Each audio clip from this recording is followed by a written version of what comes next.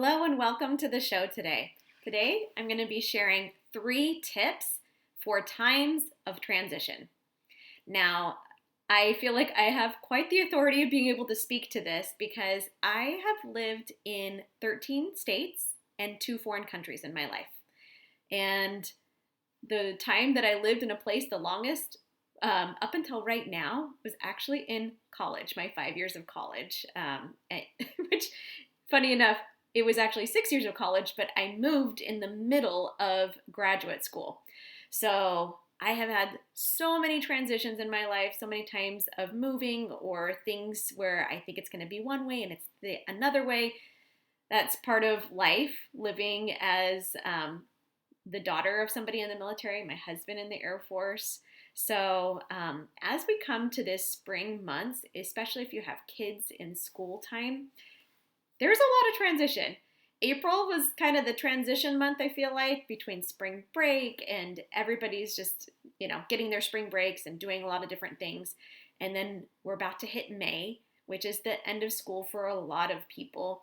And it can be a time that can feel pretty dysregulating. And especially if you are military, some of you out there you might be moving this summer. So I wanted to talk about what are some things that you can do personally to help you when you're going through a transition and to make it just easier on yourself and easier on you physically, emotionally, mentally. So here's my top 3 tips for you today, and I'm going to tell you what they are and then dive into each one of them just a little bit. So the very first one to do when you find yourself in a time of transition, whether you're having a diagnosis, if you're moving, if you are having an increase in physical symptoms, the first thing to do is to slow down, which is counterintuitive. The second thing is to seek self-compassion. And the third thing is to find the familiar and slowly add in new things. So we're going to talk about each one of those. So the first one is slow down. When you are in times of uncertainty where you feel like you can't really predict what's going to happen next, I know this happened to me a lot, especially I think about our move from our very first duty station was here in Ohio, and we were moving from Ohio to Japan. But in between, we were doing something called a TDY en route. So I had our second child.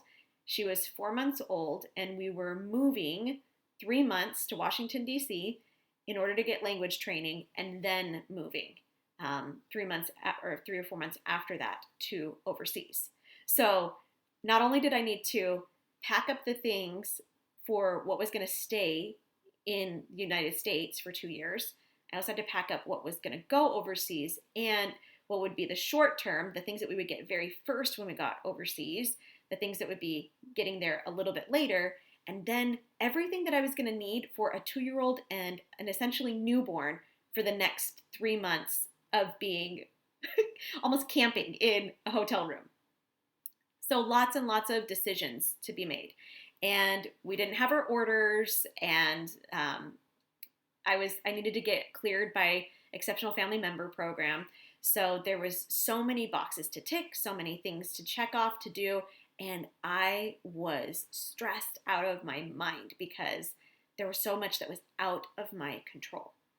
And so that's why I talk about slowing down, because the tendency, especially if you're somebody that experiences chronic fatigue, the tendency is to want to speed up because it feels like you have control if you start taking action.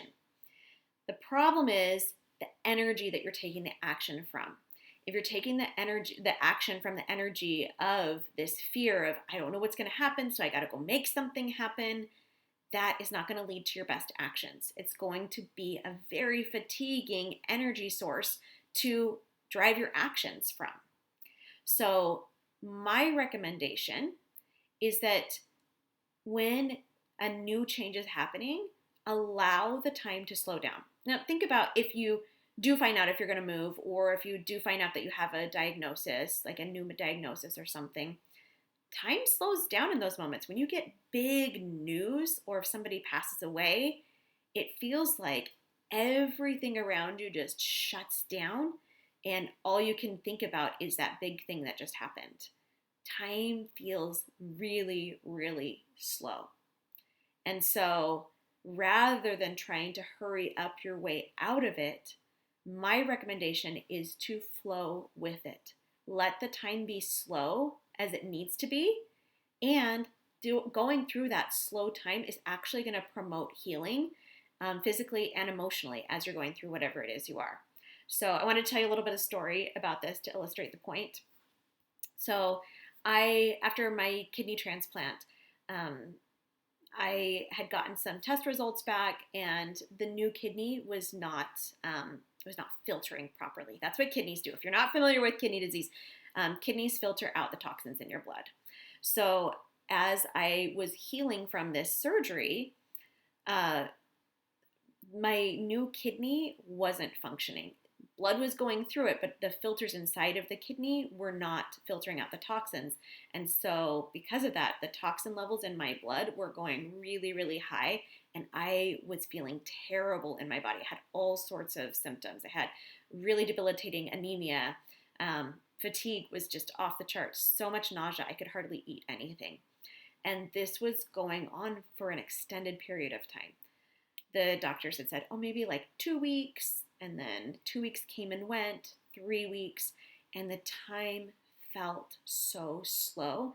And it especially felt slow because I was in such huge resistance of what was happening in that moment. Me being so disappointed by the fact that I had gone through the surgery, found a kidney that would match, all of that, and then having what I thought was a bad outcome. I was so disappointed, and I was in such despair.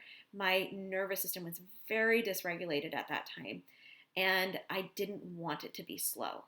But I joke, I'm like, I look back, and every 24 hours, because we're getting labs drawn almost every single day to see if the tides were turning, and every day it just felt like that 24 hours lasted like a week. So I know, I get this. Like, I get it when you're in the thick of it, how challenging it can be to accept where you are and to accept that there are things that you cannot change. What changed for me in that time was that, the 2 weeks came, the 3 weeks, 4 weeks, 5 weeks, 6 weeks. And around, I want to say around the 5 or 6 week mark was when, and the entire time I had been reading a bunch of personal development books. I was trying every single thing.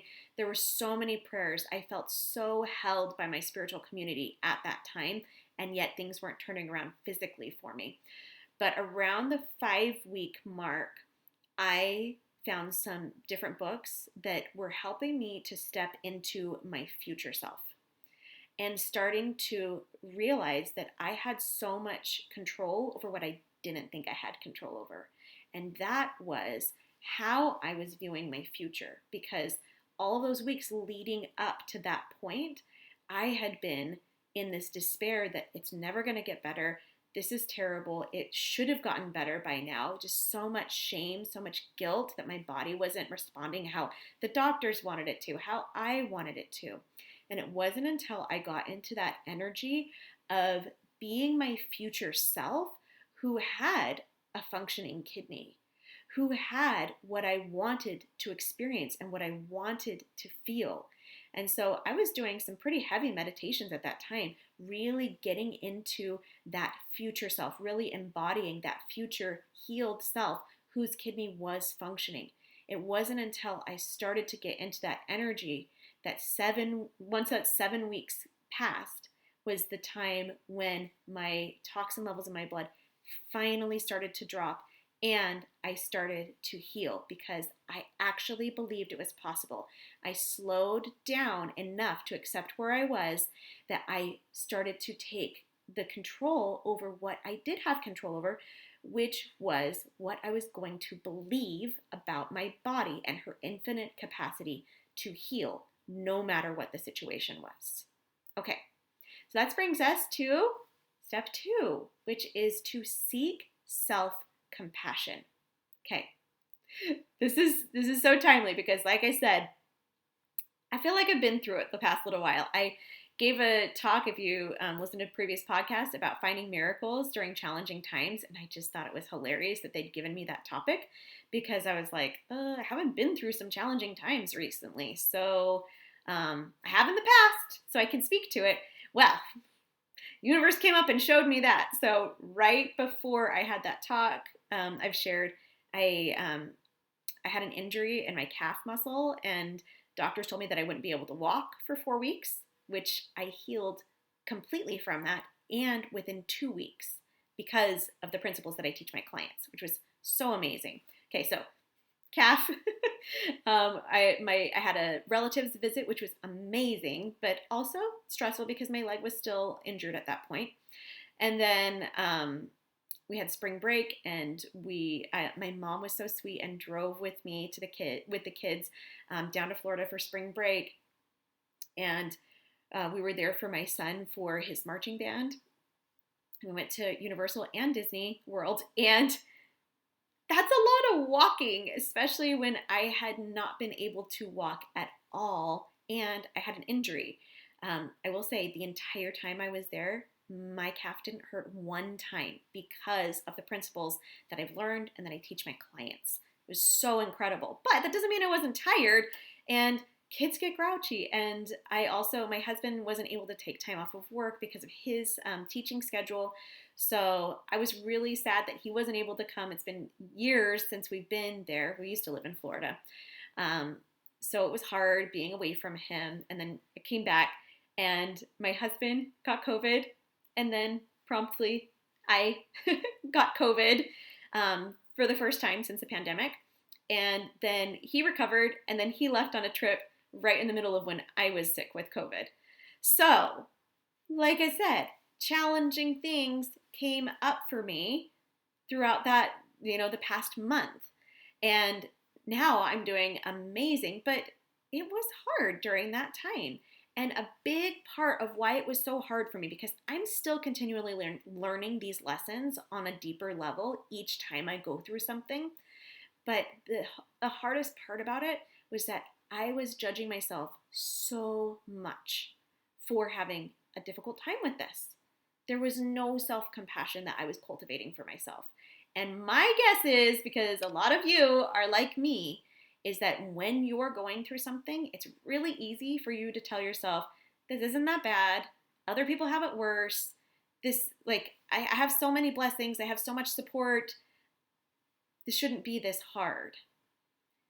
And the thing that happens when you do that is that you are negating the experience that you are having, and you're also not giving yourself the self-compassion that you need.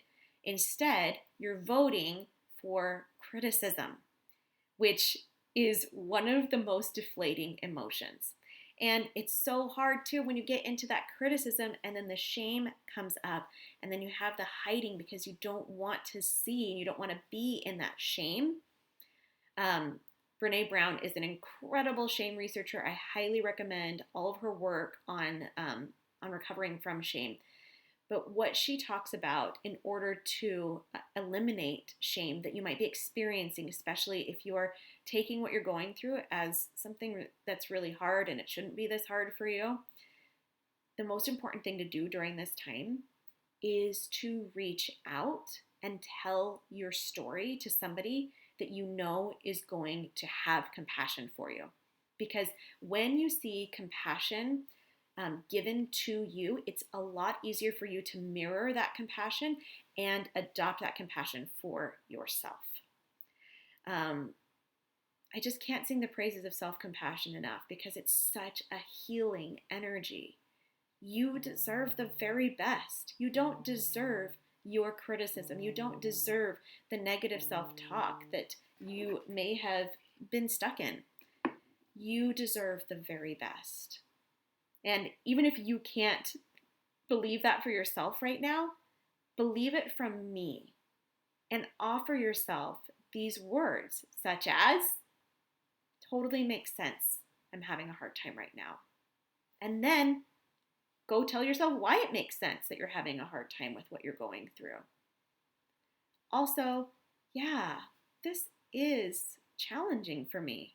I wish I was past it, but I'm not right now. That's just how it goes. And nothing's gone wrong. This is just the way of it sometimes. And my personal favorite, I love me anyway. So try that for you. It's like, I love me anyway. Yeah, maybe I'm not dealing with these challenges exactly perfectly how I think I should, how I should just be above all of this. Whatever. Who cares? Give yourself the self-compassion to be like, yeah, I wish I was, but I'm not. And I love me anyway. Okay, third piece is to, when you are going through some challenges, some transitions, something has gone differently than how you thought it was going to go. Third tip is to find the familiar and then slowly add in the new things that you want to have as part of your life. So I thought there was no better fitting story than transition in labor. So as I was having my second baby, I did not have an epidural. No shade to anybody that gets epidurals, totally personal choice. So, but I chose not to have an epidural with my kiddos during my labors. And with my labor with my second, I felt, and this happened with all of them, I felt like, okay, labor's going good. Like this is work, but it's not overtaking me. This is fine. And then, as happens with all of them, get to transition. And this is the part where the real work happens. It's where everything is expanding, everything is dilating. You are getting ready to have that baby. For everything to get big enough for the baby to exit this warm, amazing, comfortable womb that this baby has known. But the baby's meant for more than just being in your womb. The baby is meant to be birthed and come to this earth. So while I was in labor with my daughter and I reached transition, I could feel like I started shaking.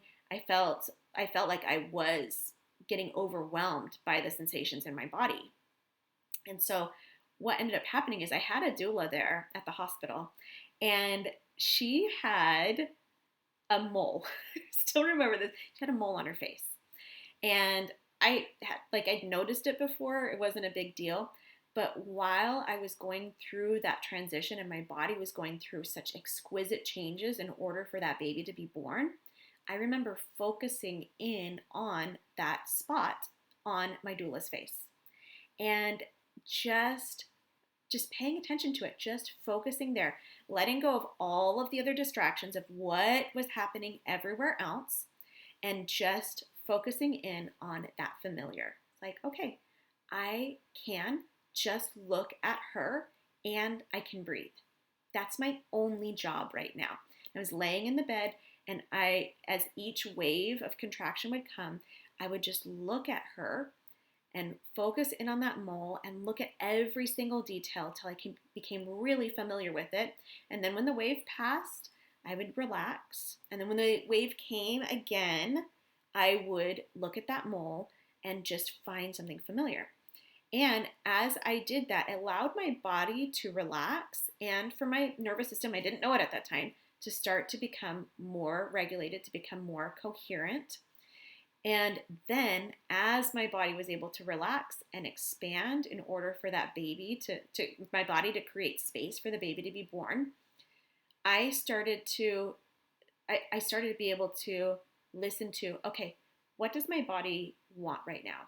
What positions does she want to be in? And I was able to move freely and go into the position that my daughter needed me to be in for her to be born. So the reason I tell you this story is because I was finding the familiar in looking at that mole on her face. What is it when you're going through something challenging that is familiar? Could be just like, it could be anything. It could be if you, like I said, as I was going through this recently challenging time, I was like, you know what's familiar? Doing laundry. Like, maybe not the most exciting thing, but I was like, I know the rhythm of how I get laundry going through my family, because I mean, with my husband gone and the kid and me being sick and the kids kind of fending for themselves for a large part, things got really out of hand in my house. So I was like, okay, Familiar is like, I know how to run a load of laundry. I know how to have them help with their laundry and to just get that going through. Just something familiar. And then I slowly started adding in new things. I started adding in, okay, like let's get the dishes taken care of again in our routine that we usually do.